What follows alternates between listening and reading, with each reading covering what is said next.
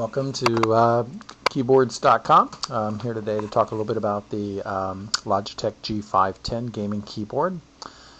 Just picked this keyboard up about a week ago, and I actually ended up returning the keyboard, but overall I liked it. I had the original G15 and had used that and enjoyed the actual some of the features of the keyboard. And really some of the key things are the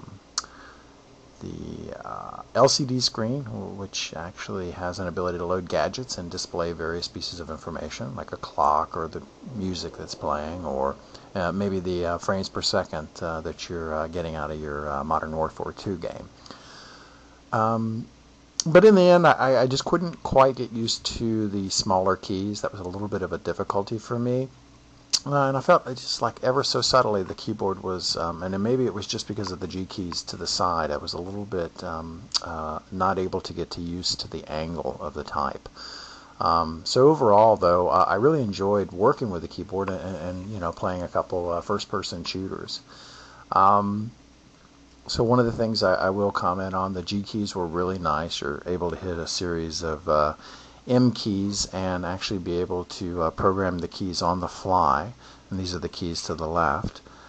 That was really nice. You actually have through the software an ability to change the illumination to just like any kind of color you want, and then using the M keys above, those colors can change easily on the fly, as well as the actual M key assignments themselves. So really nice software, worked really well. The functionality of those programmable keys, if they're really important to you, really work well. I like the feel of the keys themselves. They had a real nice click to them. Really enjoyed that. And actually I was thinking the keyboard was going to be really large, but overall it was pretty typical size for a normal keyboard. And that may explain a little bit of the smaller keys, really providing that ability to have a smaller footprint. The LCD screen was, as I mentioned, was really cool, and I think that could really be useful as you play games and start to use different gadgets with it. The keys had a real nice click, I would say almost like a clicky feel a little bit to them. I really liked that, and one of the really cool features was the volume key. It was almost like like a rolling pin, and you could just kind of roll up and down to get the volume. I think that's probably one of the best implementations of how to control volume on a keyboard I've seen. There's also an ability to disable the Windows lock key so that you don't inadvertently, flip that on while you're in a heavy frag session. You can actually plug your headsets into the back of the keyboard. Makes it much easier than going to the back of the PC.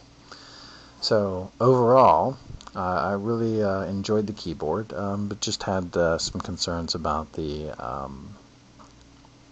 really the size of the keys, and just couldn't quite get comfortable with the angle.